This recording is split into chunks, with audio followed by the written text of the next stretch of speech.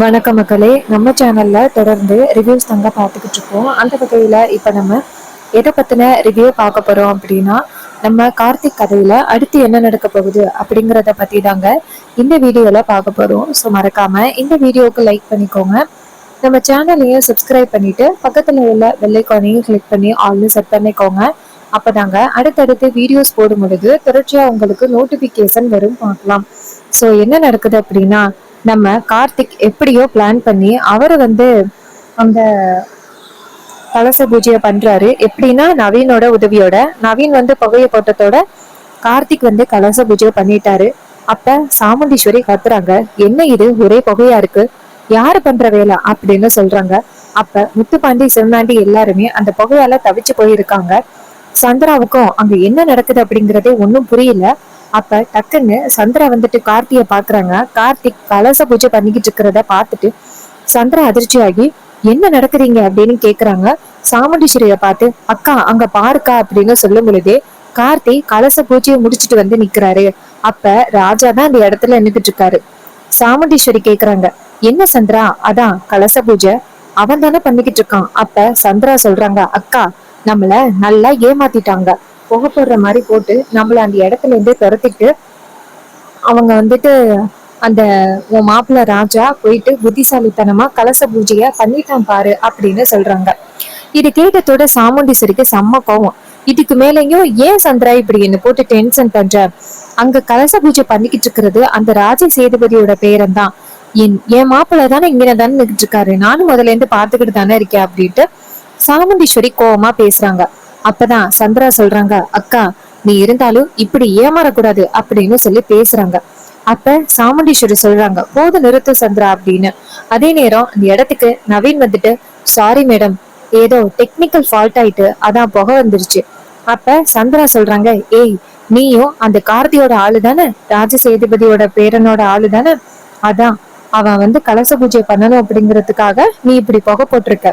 அப்ப நவீன் சொல்றாரு, மேடம் என்ன மேடம் சொல்றீங்க, டெக்னிக்கல் ஃபால்ட் ஆயிட்டு அதுக்கு போய் இப்படி பேசுறீங்களே.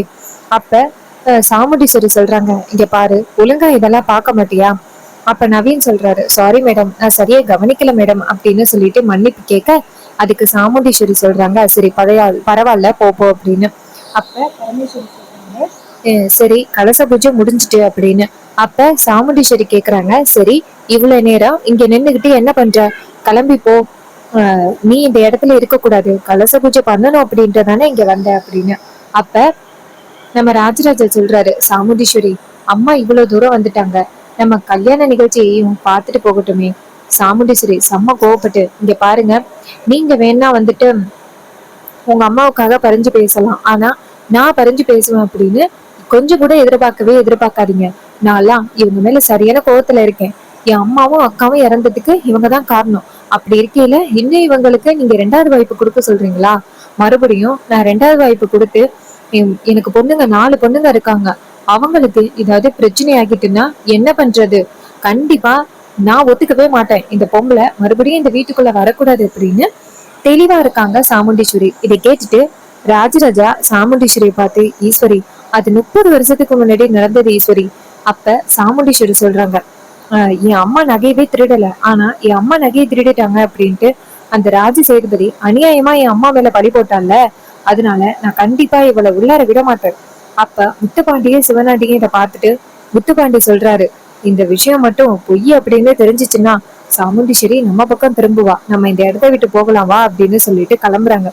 அப்ப சிவனாண்டி சொல்றாரு, எப்படியாவது அவனை பத்தின உண்மைகளை அந்த சாமுண்டீஸ்வரிக்கு தெரியப்படுத்தலாம் அப்படின்னு பார்த்தா கடைசி நேரத்துல இப்படி ஆகிருச்சு அப்படின்னு. அப்ப முத்துப்பாண்டி சொல்றாரு, விடுமோனே இப்பெல்லாம்னாலும் கண்டிப்பா அவன் ஒரு நாள் மாட்டுவான், அன்னைக்கு இருக்கு அப்படின்னு சொன்னதோட சிவனாண்டியும் சரி நம்ம போவோம் அப்படின்ட்டு போறாங்க. அப்ப சந்திரா இதையெல்லாம் பார்த்துட்டு நல்லா ஏமாத்திட்டாங்க அப்படின்னு நினைக்கிறாங்க.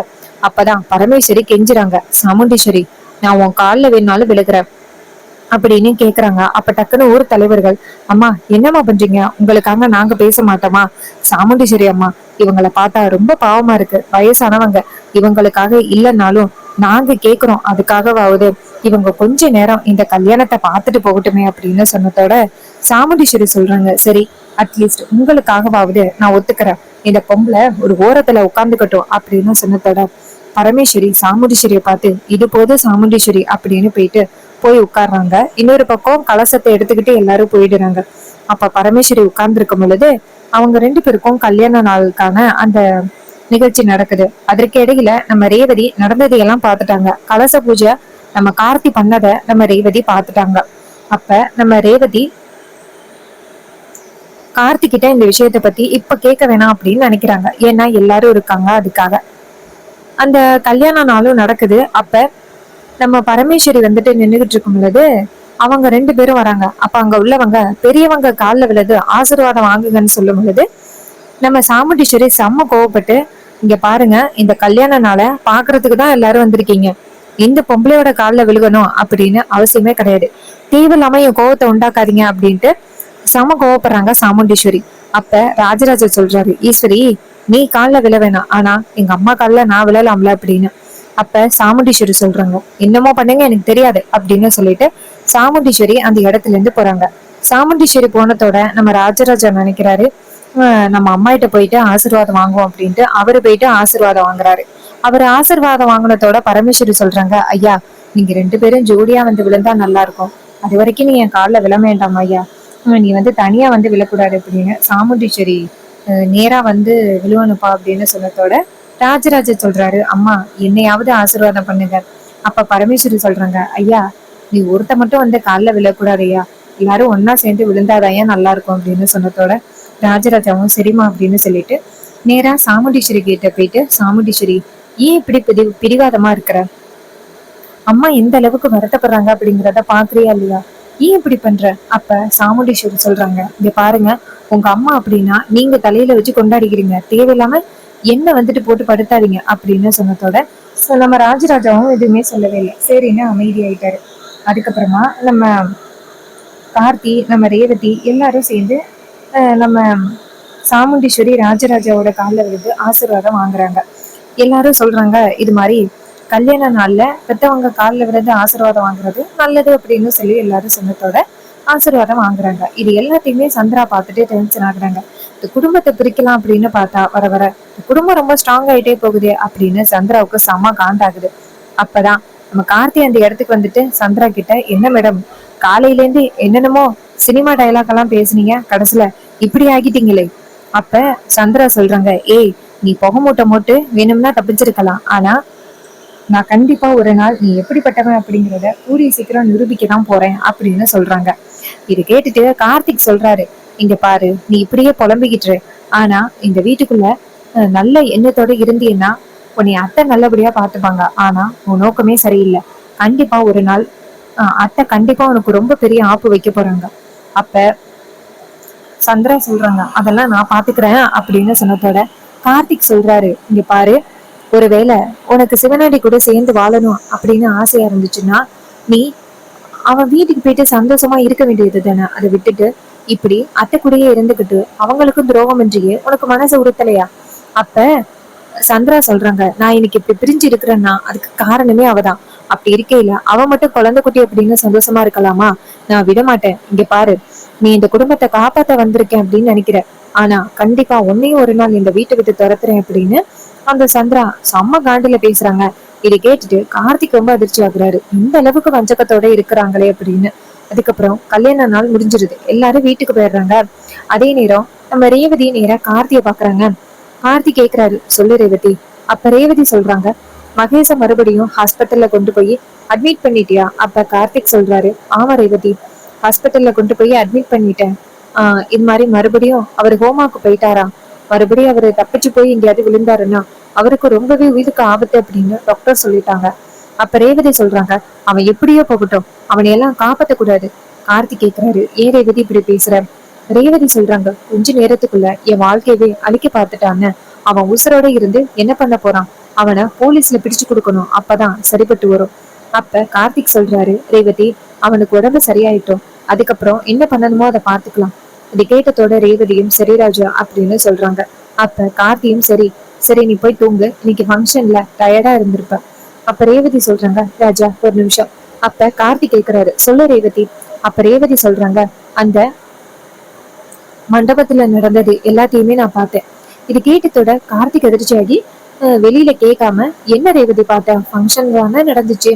அப்ப ரேவதி சொல்றாங்க, இல்ல கலச பூஜை அப்போ அந்த ராஜ சேதுபதியோட பேரனா ஒருத்தர் நின்னாருல்ல, அவரை பண்ண விடாம நீதான் பண்ண. நீ எதுக்காக அந்த கலச பூஜையை பண்ண? அப்ப கார்த்திக் சொல்றாரு, நான் ஒண்ணும் பண்ணலையே, நான் சும்மாதான் அங்க நின்னுகிட்டு இருந்தேன். அப்ப ரேவதி சொல்றாங்க, இல்ல புகைமூட்டம் போட்டதோட நீ தான் அந்த கலச பூஜையை பண்ண. புகைமூட்டம் நின்னதோட நீ நார்மலா வந்து இடத்துல நின்னுட்ட. அந்த இடத்துல ராஜ சேதுபதியோட பேரன்னு சொல்லிட்டு ஒருத்தர் நின்னாருல்ல, அவரு நின்னாரு. எனக்கு என்னமோ நீதான் அந்த ராஜ சேதுபதியோட பேரனோன்னு தோணுது. நீ எதுக்காக அந்த இடத்துல பூஜை பண்ணணும்? நீங்க என்ன பண்ணிக்கிட்டு இருக்கீங்க அப்படின்னு கேட்டதோட நம்ம கார்த்திக் வந்துட்டு அதிர்ச்சி ஆகுறாரு. கார்த்திக் எதுவும் சொல்லாம அந்த இடத்துல இருந்து போக பார்க்க டக்குன்னு நம்ம ரேவதி தடுக்கிறாங்க. நில்லு ராஜா. அப்ப கார்த்திக் கேக்குறாரு, என்ன ரேவதி? அப்ப ரேவதி சொல்றாங்க, இங்க பாரு ராஜா, நீ உண்மையை சொல்லித்தான் ஆகணும். இங்க பாரு என்ன நடக்குது இங்க, எதுக்காக இப்படி பண்ணிக்கிட்டு இருக்கீங்க அப்படிங்கிறத சொல்லு. அப்ப கார்த்திக் டக்குன்னு போயிட்டு கதவை சாத்துறாரு. ரேவதி கேக்குறாங்க, இங்க பாரு ராஜா, சொல்லு. நீதான் பரமேஸ்வரி பாட்டியோட பேரனா? எதுக்காக இப்படி வந்து நடிச்சுக்கிட்டு இருக்கீங்க? அப்ப கார்த்திக் சொல்றாரு, ரேவதி, நான் ஒண்ணு திட்டமிட்டு இந்த வீட்டுக்குள்ள எல்லாம் வரல.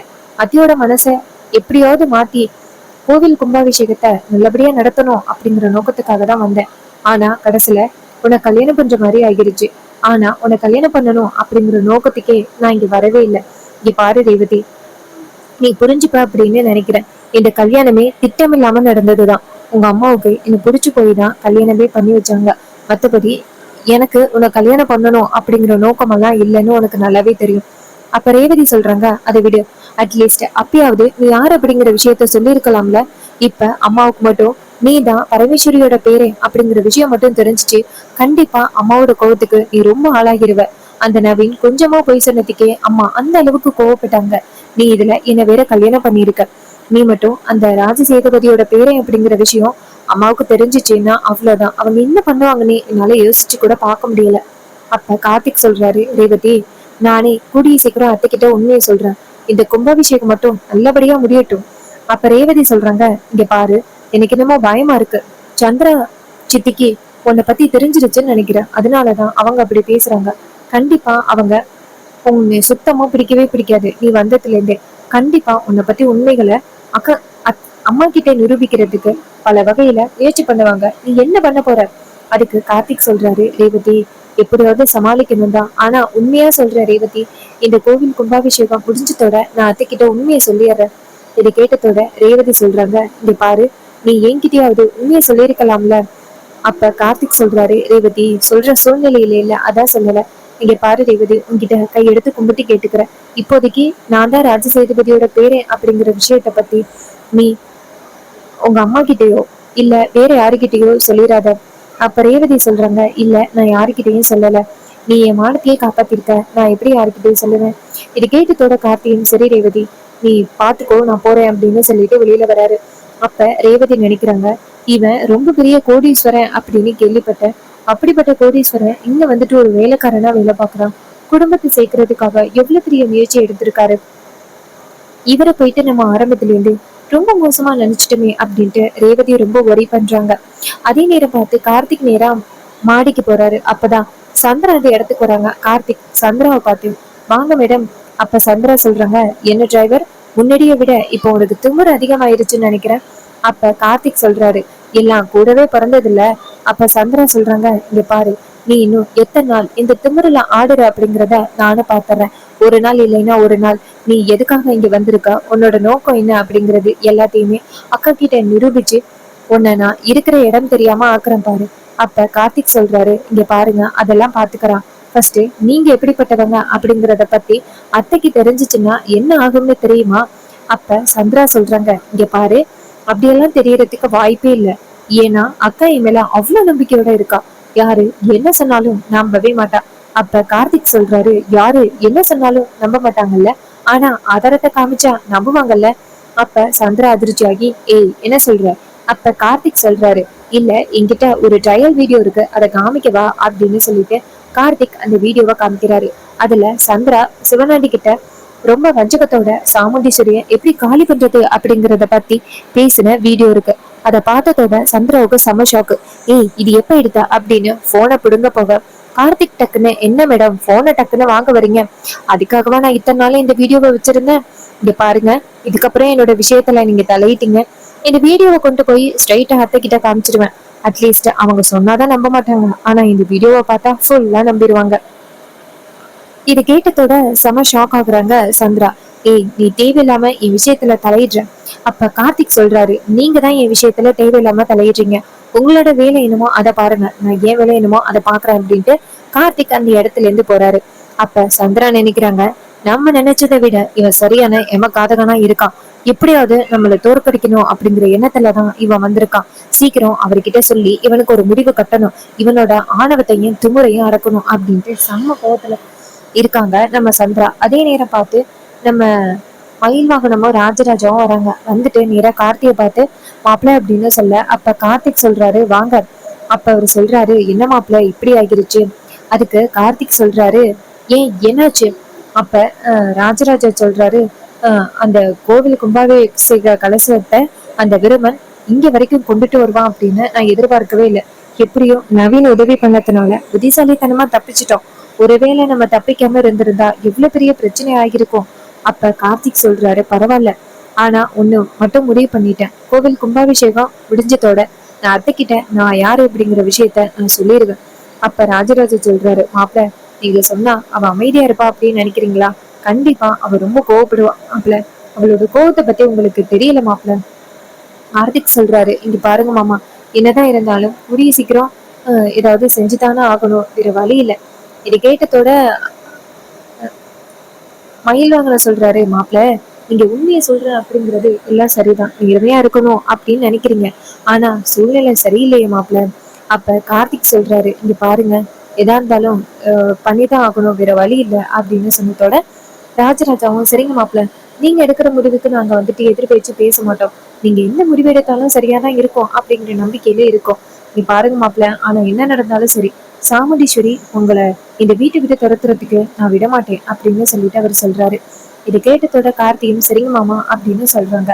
அதே நேரம் மயில்வாகனும் சொல்றாரு, மாப்பிள்ள நீங்க இந்த வீட்டுல இருக்கிற வரைக்கும் தான் நாங்க வந்துட்டு சந்தோஷமா இருக்க முடியும், நீங்க இந்த வீட்டை விட்டு போயிட்டீங்கன்னா அவ்வளவுதான், அதுக்கப்புறம் மறுபடியும் நாங்க ரெண்டு பேருமே அனாதையாயிரணும். அப்ப கார்த்திக் சொல்றாரு, அப்படியெல்லாம் எதுவும் நடக்காது, நீங்க கவலைப்படாதீங்க அப்படின்னு. சோ இந்த கதை உங்களுக்கு எந்த அளவுக்கு பிடிச்சிருந்துச்சு அப்படின்னு மறக்காம கமெண்ட்ல சொல்லுங்க. இதே மாதிரி இன்னுமே அப்டேட்ஸ் நம்ம சேனல்ல நீங்க தொடர்ந்து பார்க்கணும் அப்படின்னாலும் மறக்காம நம்ம சேனலை சப்ஸ்கிரைப் பண்ணிட்டு பக்கத்துல உள்ள லைக்கானையும் கிளிக் பண்ணி ஒன்னே செட் பண்ணிக்கோங்க.